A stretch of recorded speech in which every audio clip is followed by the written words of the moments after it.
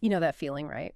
When you're incredibly excited about something, really hopeful, and then boom, it all crashes down into frustration. Yeah, that sharp turn, disappointment. It's such a common human thing, but we often, I think, miss how powerful it really is. Exactly. And that's what we're digging into today, the surprisingly huge impact of deep disappointment. And we've got this really interesting source material. It connects ancient events with things we see happening right now. Right. So our mission really is to unpack where this stuff comes from, how it spreads, why it can be so devastating, and maybe what we can learn for ourselves. Sounds good. Where do we start? Okay, so the source kicks off with some recent examples, things in the public sphere, like a filibuster suddenly stopping or debates around laws, that kind of thing. And there's this feeling, right, that, oh, well, that's just how politicians are, kind of resignation. Yeah, the cynicism. But the source points out how fast that can flip, how quickly hope turns into, well, anger. And it draws this amazing parallel, takes us way back. To Jesus' entry into Jerusalem, Palm Sunday.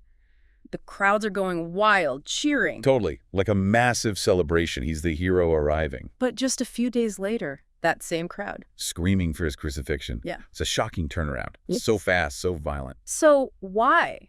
Why does public feeling shift so drastically? It can't just be a few people stirring things up, can it? Well, that's what the source digs into. It suggests the root cause was this profound disappointment. Disappointment. In what way? They had really specific hopes pinned on Jesus. They were expecting, a political savior, a military leader to kick out the Romans. Ah, okay. So they had their idea of who he should be. Exactly. And when he didn't meet those expectations, when he wasn't the conquering hero they wanted, The enthusiasm curdled. it did more than curdle. It twisted into rage. That unmet expectation became fuel for anger.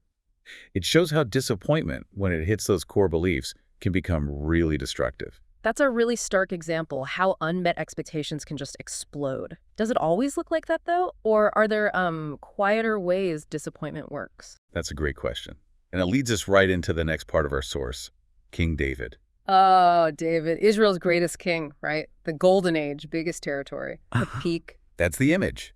But the reality, especially within his own circle, his own family, it was messy. So how does a king like that, at the height of his power, end up with so much betrayal and conflict swirling around him? Well, the source argues it wasn't just politics. It was, again, rooted in disappointment, deep personal disappointment stemming from David's own actions or inactions. Okay, tell me more. Where does the source focus first? It starts with a truly horrific family story. Absalom's sister, Tamar. Right, I remember this. She was assaulted by Amnon, David's eldest son. Assaulted and then just cruelly thrown out by him. Utterly devastating. And David? What did David do? That's the key. He knew. He knew what Amnon had done to his own daughter. And he did. Nothing. No justice, no real consequences for Amnon. Nothing. That's hard to believe. Why would he just let that slide? Well, this is where the source offers a really interesting insight, a kind of hidden layer. Okay. It points out that Absalom and Tamar's mother, Maacah, was a foreign princess from Geshur. So they weren't fully Israelite in the same way. Exactly. The source uses the Korean term honyeol, basically mixed race. Yeah. In that society, it likely meant they were seen differently, perhaps subtly marginalized. Ah. So David's inaction might have been tied to that, a kind of societal bias playing out even within the royal family. It suggests that, that maybe Tamar's violation didn't carry the same weight because of her background. And for Absalom, seeing his sister treated that way and his father doing nothing, it wasn't just neglect. It felt like a profound injustice, maybe rooted in who they were. Wow. That adds a whole other dimension to his disappointment. It's not just personal, it's systemic. Precisely. And that deep hurt festered. Absalom was silent for 2 years. Then he arranges for Amnon to be killed. Revenge. Then he flees, goes into exile for 3 years, back to his mother's homeland. And David, did he reach out then, try to reconcile? Eventually, Joab arranges for Absalom to return to Jerusalem. But even then, David refused to actually see him for another 2 years. 2 more years? After everything. Yes. That prolonged cold shoulder, that emotional abandonment, it just piled on top of the initial hurt and injustice, that simmering disappointment, that feeling of being wronged and unseen by his father, eventually boiled over into outright rebellion. It's like a slow-motion train wreck, fueled entirely by unresolved hurt and disappointment. It really is. But Absalom wasn't the only one. There's another major betrayal the source highlights. Right, Ahithophel. David's top advisor, the man whose counsel was supposedly like hearing from God. Exactly. His wisdom was legendary, so why on earth would he turn against David? It doesn't immediately make sense. Was he just power hungry, saw an opportunity with Absalom? The source digs deeper. It points out something crucial about Ahithophel's family connections. Okay, what's the connection? Ahithophel had a son named Eliam. Eliam was one of David's elite warriors. And Eliam had a daughter. Let me guess. Bathsheba. You got it.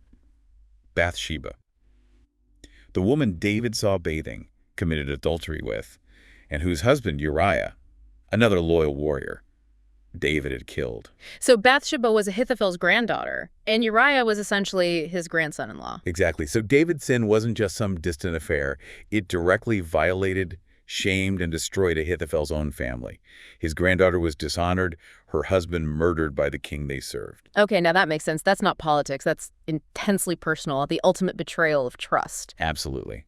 And the source suggests his later actions weren't just about helping Absalom win. They were about revenge. Cold, calculated revenge. How so? What did he do? Remember his advice to Absalom? To publicly sleep with David's concubines on the palace roof. Yes, a shocking move to solidify Absalom's break with his father. But think about the location. The palace roof, the very place David first saw Bathsheba bathing. Whoa, so it was symbolic. Highly symbolic. It was Ahithophel telling Absalom to publicly enact a mirror image of David's sin in the same location, to inflict maximum public shame on David.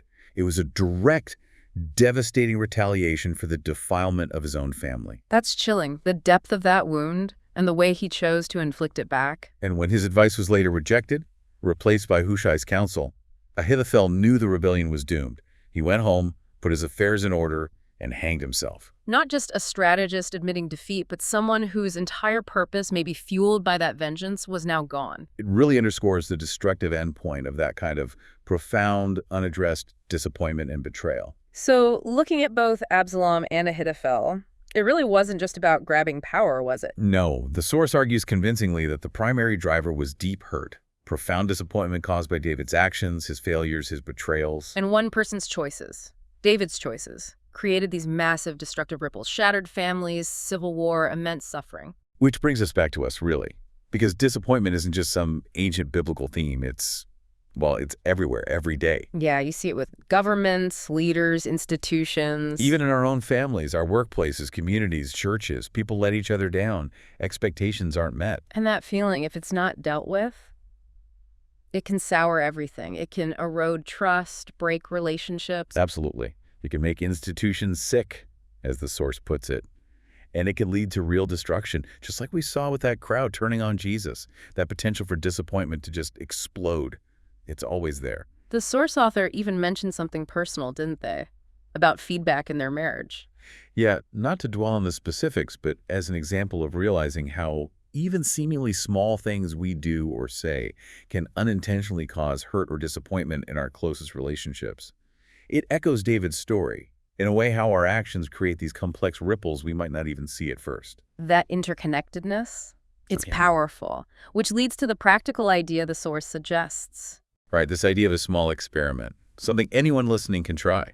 What's the proposal? Just choose one small thing, one conscious change in your daily routine or behavior. Just for a set time, say a week or maybe a month. Like what? Give me some examples. Could be anything, really. Maybe giving up coffee for a week if you love coffee, or committing to, say, a walk in nature once a week. Or something about how you interact. Yeah, exactly. Maybe trying to consciously use less negative language. Yeah. Or paying attention to a specific speech habit you have. Just something small but deliberate. Okay, so you make this small change. Then what? Then you just observe. Yeah. Pay attention. How does this tiny shift affect you? How does it seem to affect your interactions, your mood, your relationships? Does any unexpected feedback come back to you? So the point isn't necessarily the change itself, but watching the ripples. Exactly. It's about cultivating an awareness of what the source calls relationality, that Korean concept, gwanjasaji no, this deep interconnectedness of everything. Seeing how your actions, even tiny ones, don't just happen in isolation. They send out waves. Right. It's like becoming more sensitive to that web of connections we live in, understanding that our choices constantly flow outwards and eventually flow back to us in some way.